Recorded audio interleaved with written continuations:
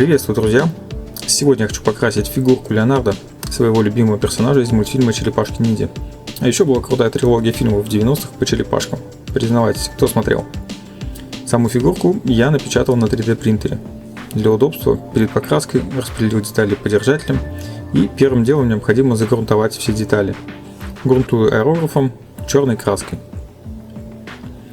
Далее можно переходить работать кистью, а помогать мне сегодня в этом будет вот такой органайзер от Cradify. Он включает в себя две емкости для воды с держателями под кисти и рифленой резиновой вставкой на дне, которая помогает эффективно очищать кисти. Держатели для кистей можно установить на любой из сторон емкости и расположить там свои любимые кисточки. Обе емкости идентичны. Верхняя часть органайзера может служить как дополнительная емкость под воду или местом для хранения инструментов и красок. Далее идут 4 секции. В зависимости от комплекта их количество может быть разным. Они фиксируются между собой с помощью защелок. Верхняя палетка рассчитана на густые масляные или акриловые краски.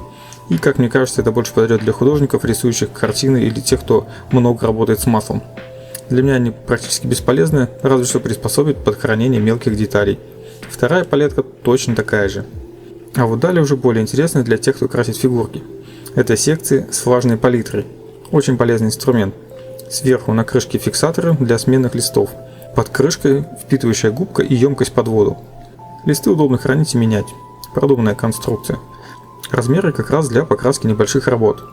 Вторая палитра аналогична. Крышка с фиксатором и внутри впитывающая губка. Удобство в том, что если вдруг размеров одной палитры мало, то их можно соединить вместе, таким образом увеличив рабочую площадь в 2 раза. Также можно их соединять и с палеткой для масляных красок. Если необходимо сделать в работе паузу, просто закрываем крышки и таким образом сохраняем состояние краски на день, не более. На время хранения собираем органайзер обратно и экономим место на столе. А еще, положив все необходимое, его можно погрузить в рюкзак и взять с собой. Ссылку на сайт производителя оставлю в описании видео. А пока заливаю воду в емкость для промывки кистей и подготавливаю влажную палитру к работе. Начну красить кожу черепахи и буду использовать вот такие оттенки зеленого. Начну с самого темного, он будет использован в качестве базового цвета. Крашу разбавленной краской в пару слоев.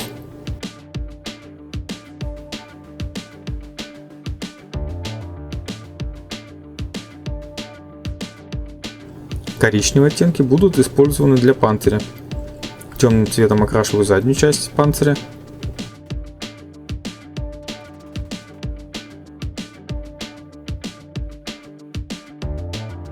Светлым оттенком переднюю часть панциря. Высветление тени я буду делать позже.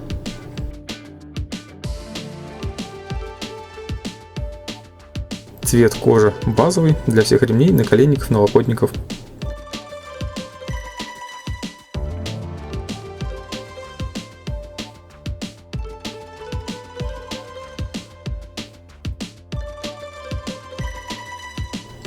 Белым выкрашиваю глаза.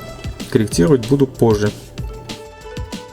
Синий – отличительный цвет Леонардо, так же как его мечи.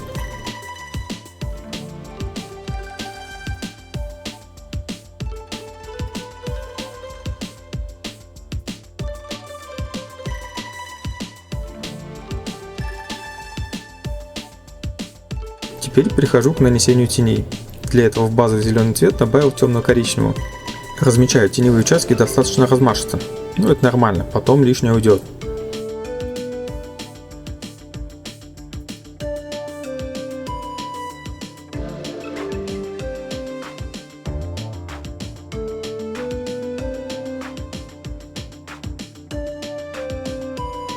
Далее добавляю в базовый цвет более светлый оттенок и намечаю светлые участки. Ставлю световые пятна.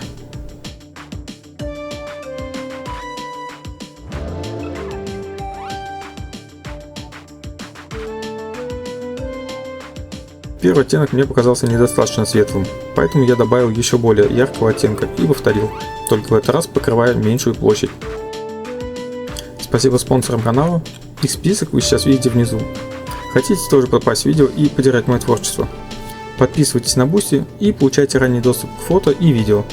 А еще там доступна расширенная часовая версия этого видео со всеми подробностями и другие бонусы.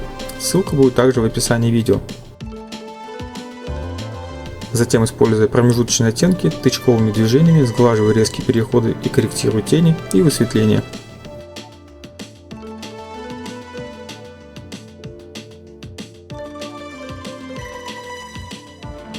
Теперь можно перейти к теням и высветлениям на передней части панциря. Здесь я работаю коричневыми оттенками.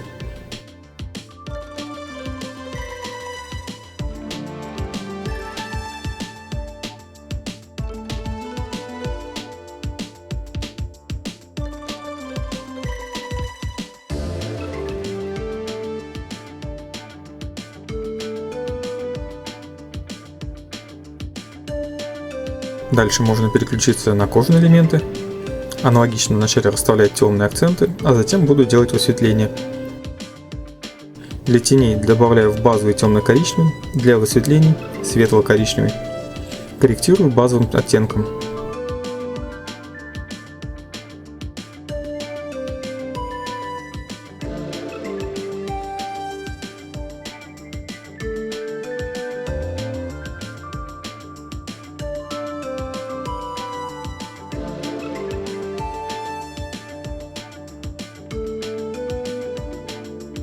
Вот такая комбинация цветов будет использована для заднего панциря. Вначале размашисто размечаю теневые участки.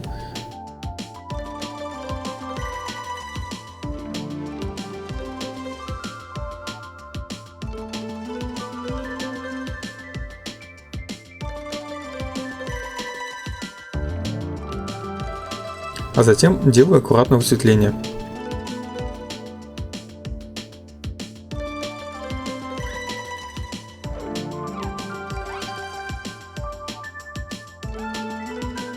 Теперь переключимся на подставку. Использую темно-серый цвет и технику сухой кисти, прохожусь по всей поверхности, немного высветляя черный базовый цвет. Затем светло-серым более акцентированно выделяю центральный элемент подставки.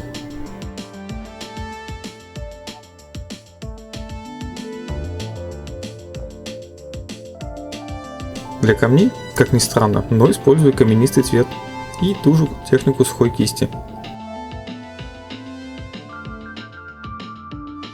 А вот банку колы уже нужно красить обычным способом. Для начала в красный цвет.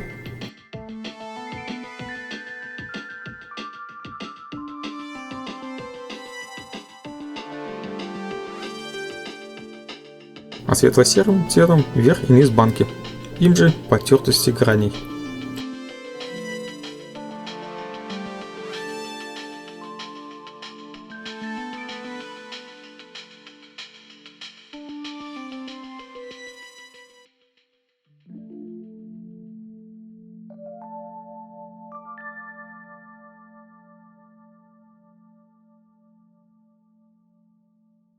Цветом сталь прохожусь по лезвиям мечей, звездочкам и пряжке ремня.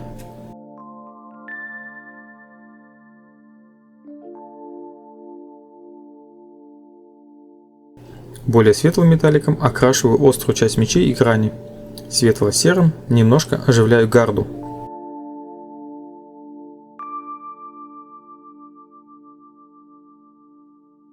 Черным цветом выделяю глаза, а белым корректирую излишки.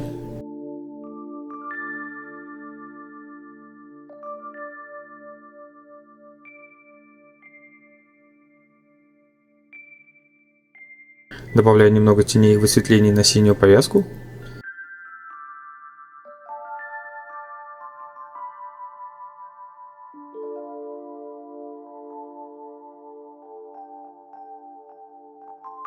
И, конечно же, черепаший маникюр. Вначале светло-серым.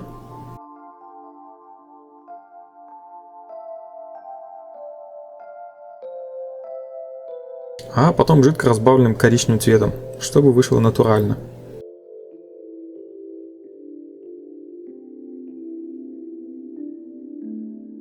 После этого покрываю финишным матовым лаком всю фигурку. А мечи, звездочки и пряжку покрываю глянцем.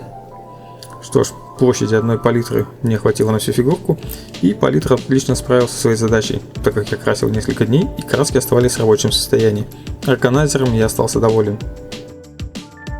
Фигурку собираю на суперклей И вот что у меня получилось.